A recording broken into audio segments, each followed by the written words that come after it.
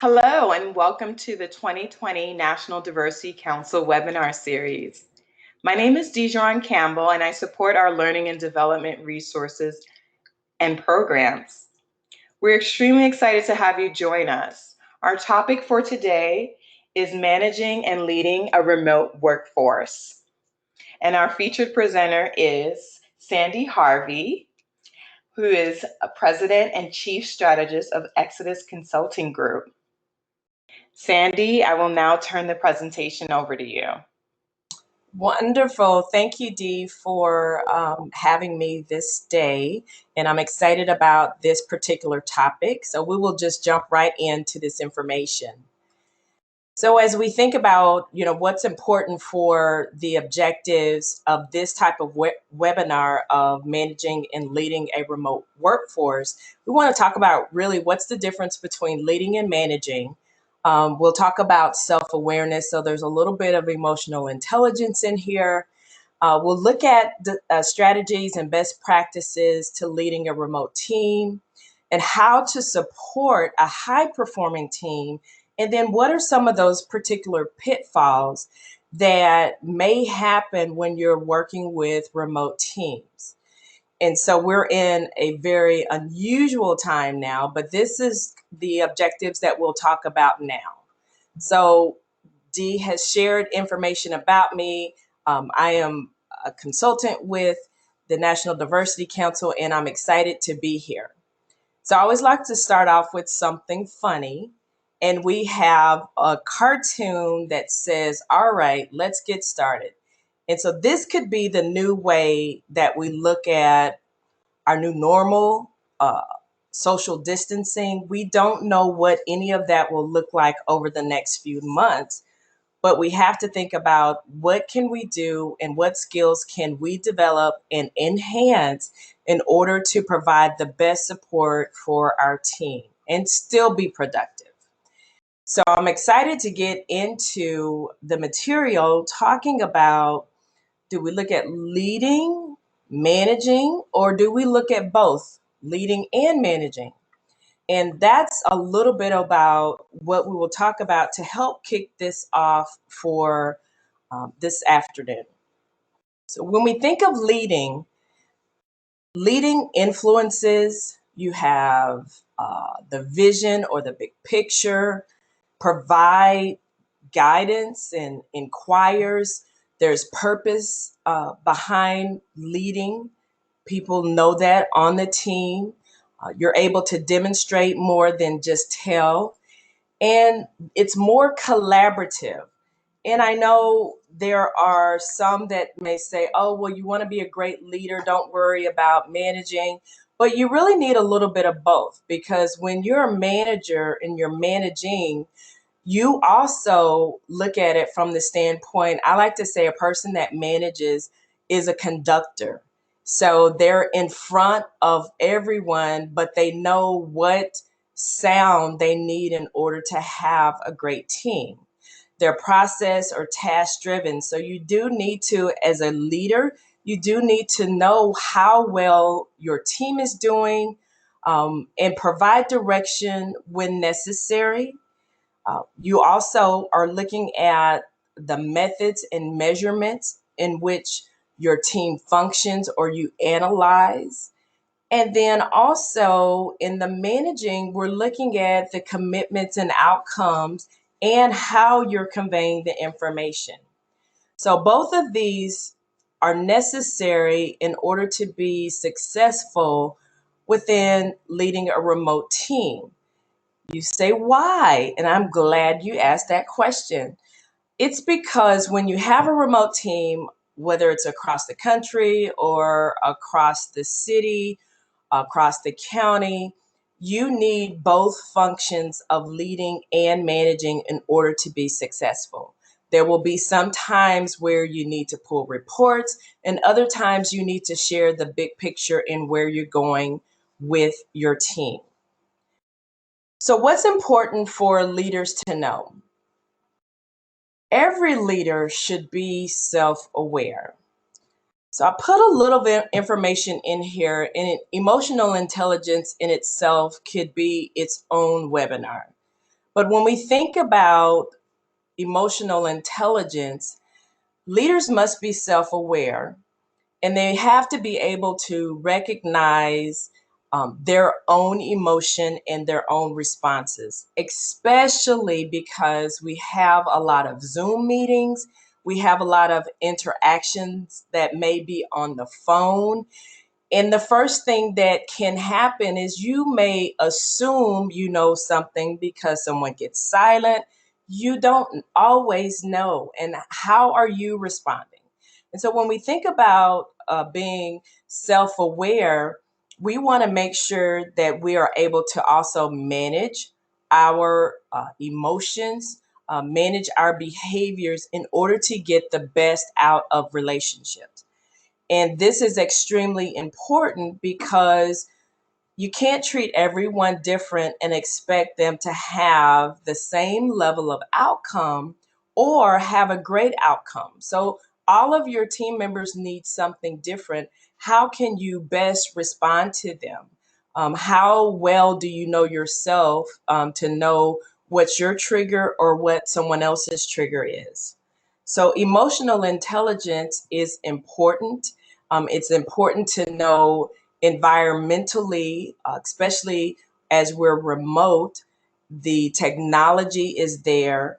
We're on Zoom or we're on go-to meetings or we're on any other meeting platform virtually. But being able to engage your team is extremely important. So self-awareness and be authentic because it helps you become authentic when you're self-aware.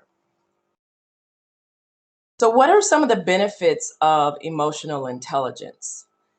It helps with improved decision making, increased performance of your team, also your personal leadership ability. It helps decrease some of the stress that may occur and reduce staff turnover. Why? Is because statistically, people leave their manager or their boss or their leader, they do not leave the company. And also increase personal well being. So when we think about emotional intelligence and we think about every individual on your team, whether you have a team of two or whether you have a team of 200, how well do you know the needs of your team, but also how well do you understand how you function and how you relate in certain situations? So that is the first thing that is critical to me about really looking at leading and managing a team is being emotionally aware and astute, understanding what emotional intelligence is. There's a difference between EQ and IQ. You could be smart as a whip, technically astute, but if you lack emotional intelligence, that would make it difficult to lead a team. So, those are some of the things to think about. When we talk about strategies for leading a high performing remote team, we're going to take a little journey and really kind of talk about what are those things that are most important. And so when we think about strategies for leading a high performing remote team, the first thing that leaders should be able to do is communicate openly. So be very open and candid about communication, especially in the time where we have a pandemic or there's a lot of uncertainty. You can even share that you don't know, but as you know, and as you learn and receive information, that you will openly share that with your team. So you have your teams being dispersed, but also making sure that they know that they can ask questions to you and that you will answer them. The one thing that is a detriment to many teams is what I call information hoarding. It's like, I know the answer, I have the information, but I'm not going to share that. in this point in time where we are, we can't have that. And so being able to share with your team about being open with the information, since everyone is working remotely, there's information that each team member has, and they need to be able to share that. Also open with communication and feedback. So that is something that is important as well. And to have a self-regulated team. And what I mean about a self-regulated team is a team that can support one another, can openly communicate with each other, also um, confidently and share what is working and what isn't working. And so when we think about just the opportunity for us to be able to interact with one another, there is information that we need to be able to share and have the team regulate and have the team really be able to provide guidance and self-manage and self-discipline for one another. So that is important when we talk about a high-performing team. Also, promote and respect diversity. When we think about the opportunities there are for us to promote and for us to really be able to look at a high performing team, you want to lift up all the differences that may be there. And so, in that, if someone has a different idea, make sure that you are asking them to share that and that they feel comfortable to share that. I can share me personally. I love what I do. I love the engagement. I love facilitating. I love sharing information, but I'm also an introvert. And so putting me on the spot on a webinar or Zoom call or, a go-to meeting or WebEx, um, I prefer to have received a question in advance and give me time to think about it. And so you have to know who's on your team. So diverse teams can offer rich, very rich um, productivity, but it's important to have and to promote a diverse team. That differences are okay. One of the things that will be helpful in this season is the cross generational teams that are out there. Is how can you really promote that?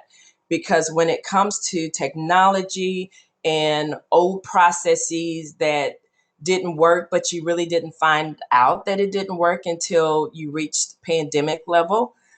What are some of those things that can be done in order to make sure that we are better prepared in the future? So your cross generational team, your diverse teams are really going to be able to help you to do that.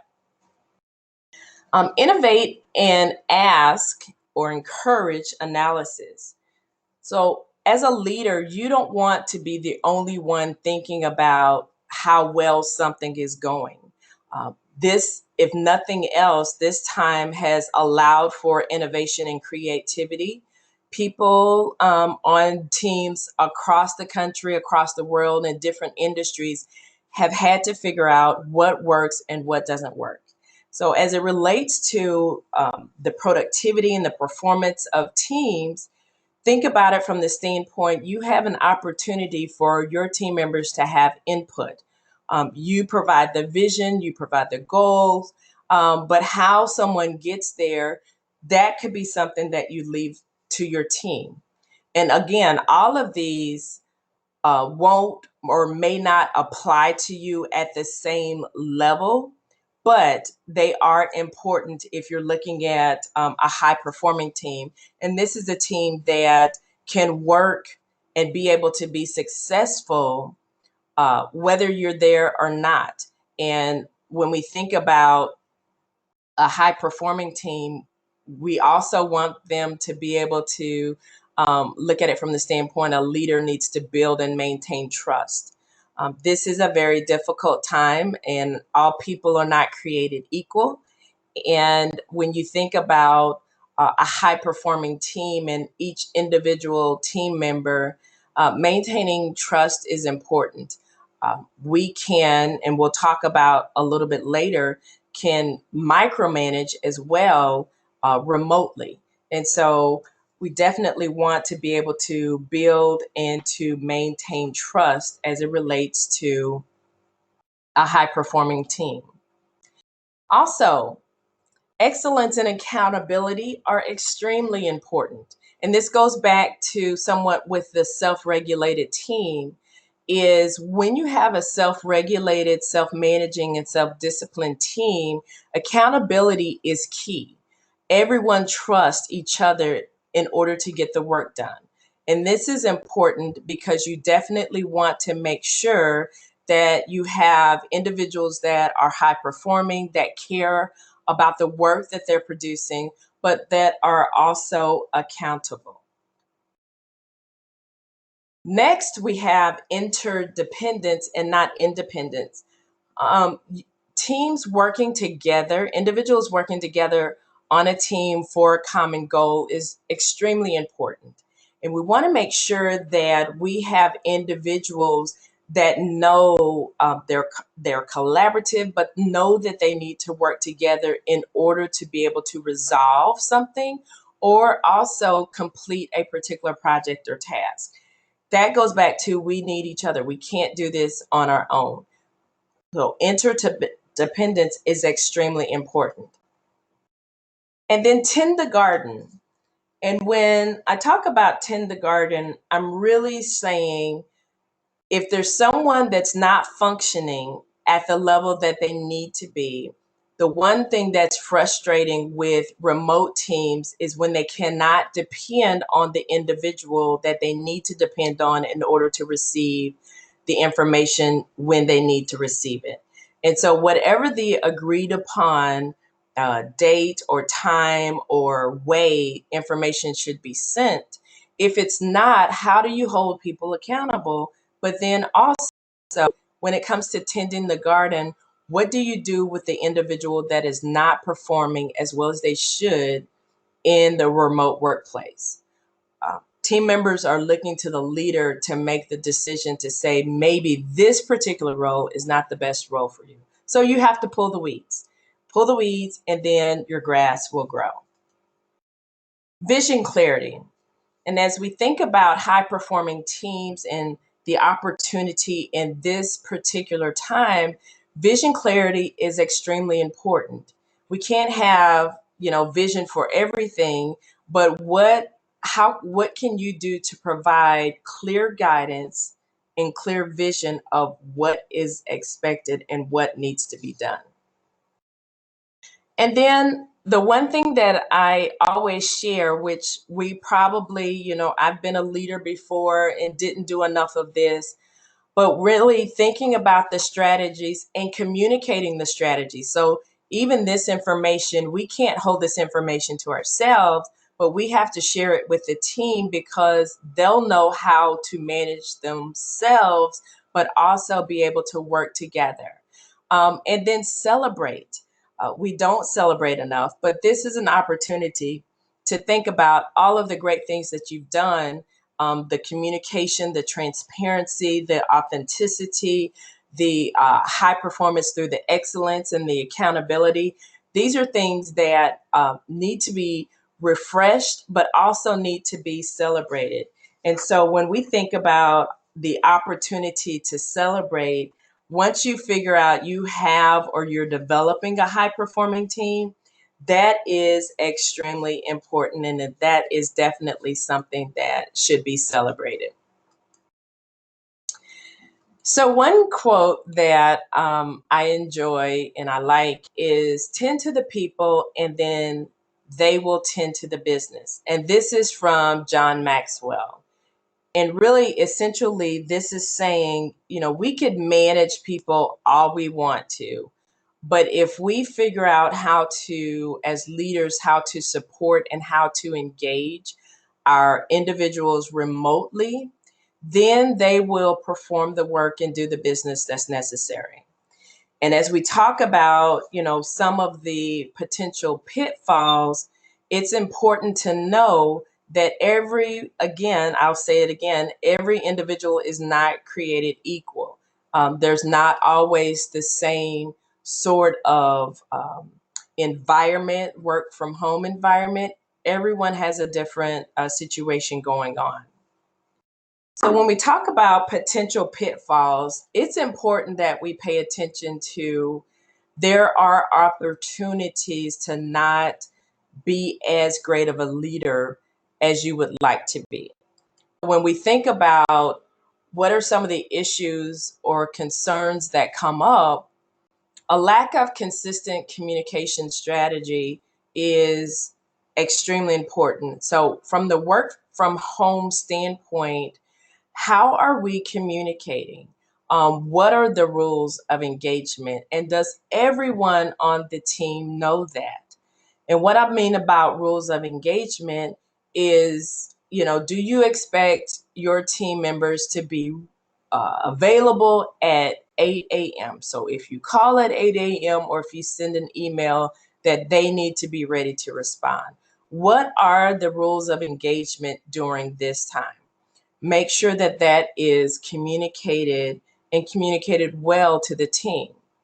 Generational differences. It's the understanding that we're all different and we all have different preferences. So, even from the standpoint of communication, if you have someone, millennial, that may prefer a text or may prefer a different type of communication as opposed to a boomer who would want to pick up the phone and call, how do you meet in the middle? How do you make sure that you're still communicating? Is it email? Is that your standard communication? And then your one offs are the preferred way. So, what is it that you can do? Face to face engagement is extremely important.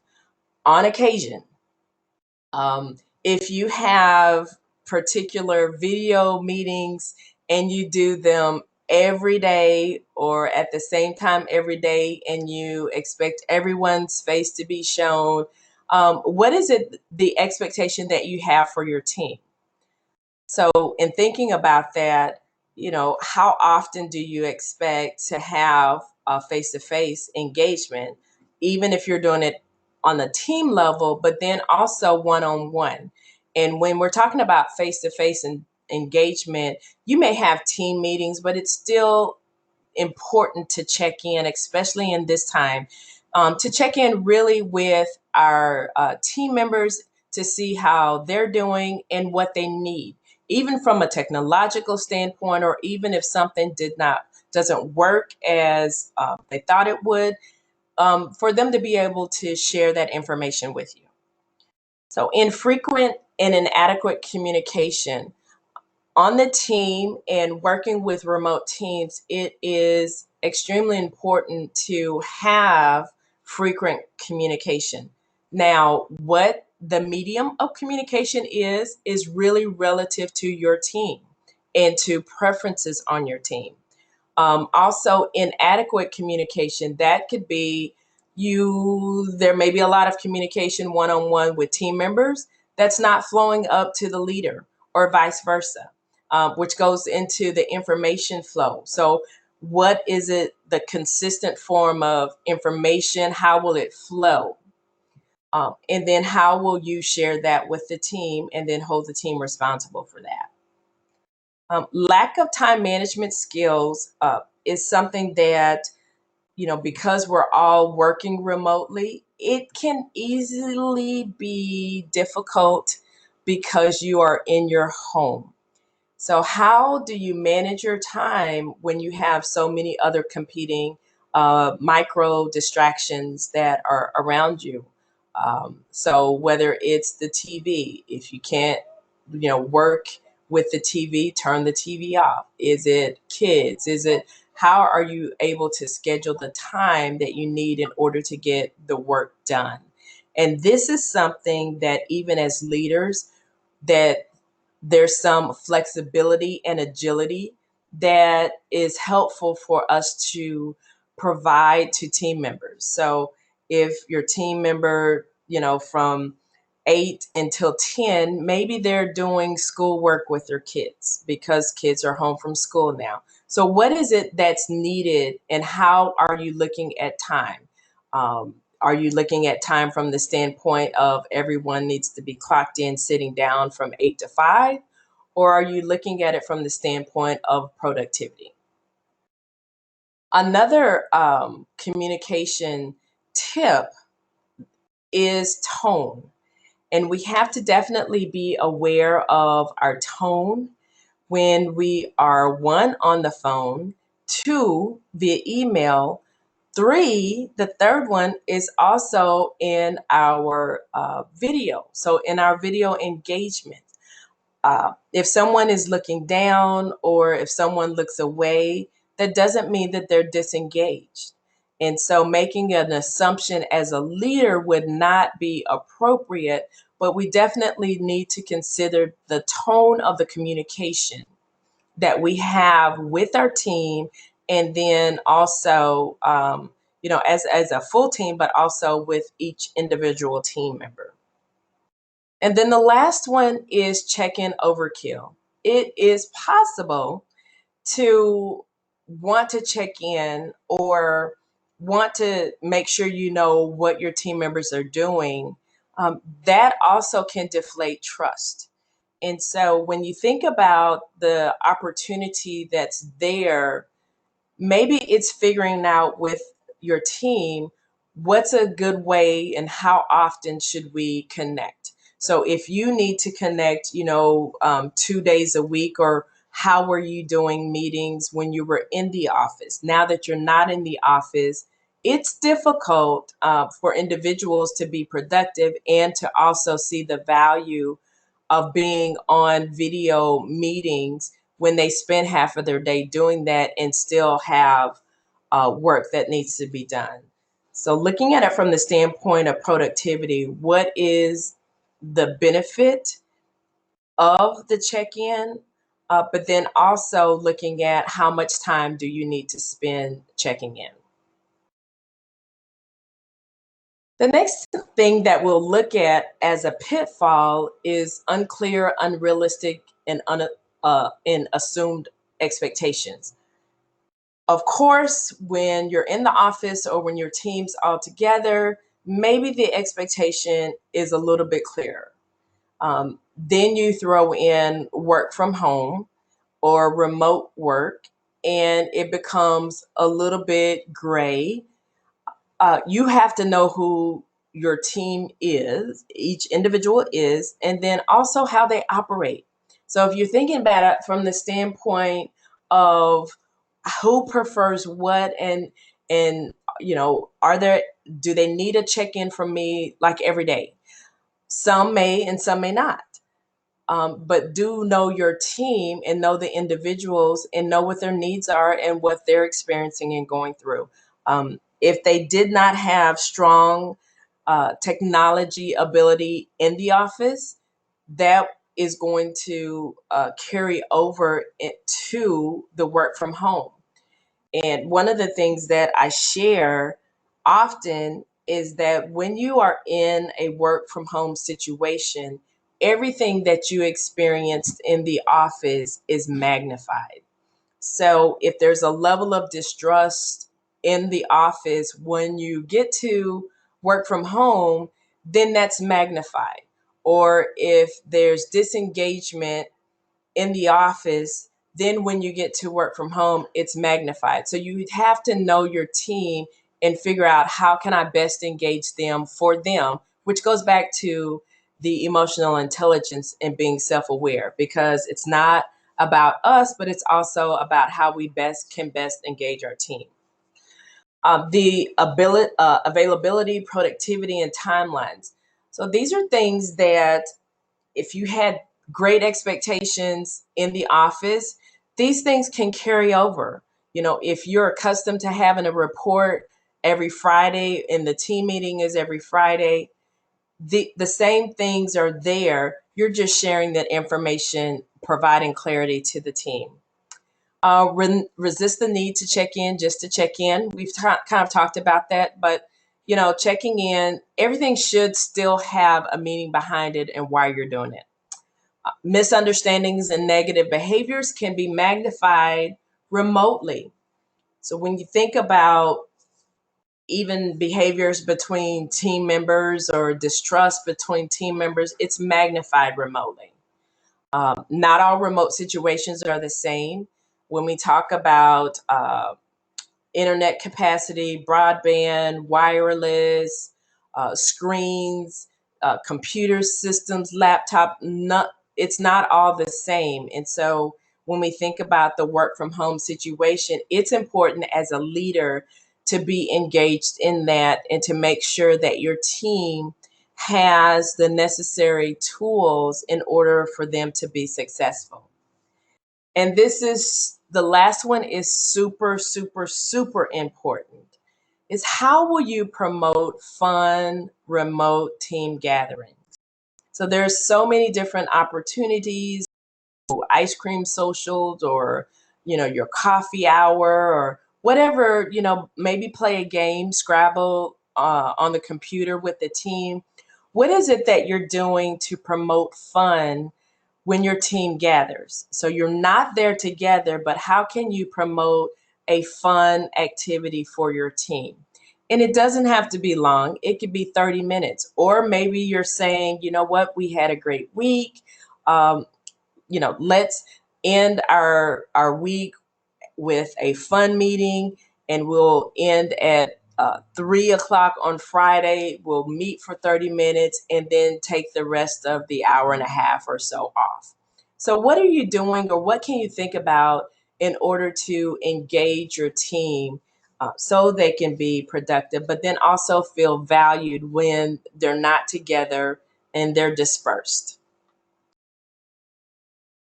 So, since we talked about pitfalls, I wanted to share some remote best practices, some things to be able to consider in order to um, remember that there's an opportunity to really engage your team. So, you want to be trustworthy. Do what you say you're going to do. So, make sure that your team understands, okay, I'm committed to doing this. I will meet every timeline, expectation, deadline. And then if you can't, share with them that you're late in doing this, or you're not going to be available like you thought you would, a meeting went over, whatever it is. Share with your team. This is an opportunity for increased trust and really better team cohesiveness. It's just an opportunity for us to be better communicators and then also share openly with each other, with our team, of what's going on. Provide clarity. So we talk about share your preferences and expectations. What is it that you are requiring the team to do? Be an enabler. So this is where being an enabler is great. Provide the support needed for team members. It's not the same across the board, but what is it that someone needs? And I mentioned earlier about having fun. There are different individuals across this country that are doing different things. You can write handwritten notes. You can um, send a pizza to your team members on Fridays, and you can have lunch together. There are so many things that we can do. We just have to think outside of the box a little bit. And then we want to be consistent in our actions. So it's easy to tell people, and it's easy to tell them, well, you need to do this, but it's also very beneficial and builds trust to show the team. So we want to make sure that we show the team, and then also continue to have an open door policy. Even as you are reaching out or connecting with your team, it's important to let them know that you are available, and then also let them know when you're unavailable. So maybe you have a meeting with your leader. Let them know when you're unavailable. So you may show your calendar or you may not show your calendar, but it's just good to let your team members know when you're available and when you'll be able to kind of meet with them. The next, and we'll continue on as it relates to best practices, is be organized. If you are having a meeting and hopefully you're using an agenda, or you used an agenda when you met in person, but using an agenda helps everyone stay on track, but then also provides them information that they need for the meeting. It maintains the purpose of why we're gathering in order to avoid the meeting burnout. We want to make sure that we stay focused. Um, we don't want performance problems to turn into people problems. So stay focused on what the particular issue is, what the particular concern is, and then be able to provide feedback to your team members in order for them to be able to improve. Or if you have preferences of how you would like something while working remotely, then be able to share that information with your team. It is possible in this time because we're all trying to figure out the best way in order to work. Is if you need something a particular way that's different from before, share that with your team. Remember the emotional intelligence principles. So, minimally, it's important to be self aware, but you also want to be able to manage your own emotions, but then focus on what matters most in that relationship. So, it's not just managing my personal emotions, but also how do I respond in order to elicit the best response from those that I'm talking with and engaged with. Trust your team to do the work. So there's no need to micromanage. There's an expectation that you can share with your team in order to be able to get the work done, and that if they cannot meet that expectation, for them to also be able to share that with you. And as I mentioned before, focus on the time management piece. Um, be reasonable with the expectation of time and what situations are going on in individuals' personal life. So the final piece is really important, is commit to diversity and inclusion. We talked about earlier about the diversity of generations. There's diversity of ethnicities. How are you managing this from the standpoint of knowing your team? Knowing them individually and knowing what their needs are while you're in a work from home situation. Even if you continue this, what are the needs of your team? So, from the standpoint of diversity and inclusion, is not all teams are created equal, not all individuals are created equal, but what for your team, what are the needs for your team? And then how can you help support them in receiving everything that they need in order to be successful? Even in this situation, there are organizations out there that continue to hire even as you onboard. It's extremely important and helpful to know through the onboarding process, go through a checklist, have something there to allow you to make sure that you engage your new team member in such a way that they'll know the expectations, everything that we've talked about, in order to be successful in doing the work.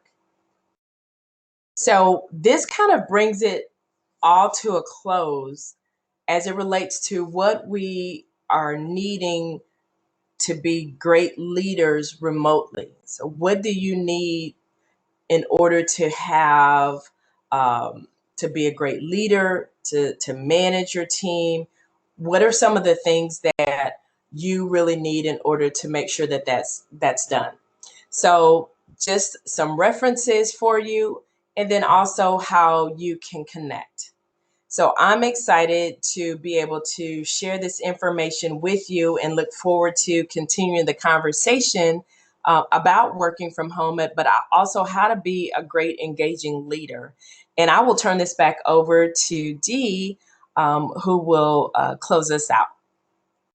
Thank you so much, Sandy. We appreciate you taking the time to educate our audience on this very important topic. The quote that stood out to me is tend to the people and they will tend to the business. So excellent. This definitely concludes our presentation. Thank you all for viewing this webinar. If you have any questions or concerns, you may email me at digeron.campbell@nationaldiversitycouncil.org. Please enjoy the rest of your day.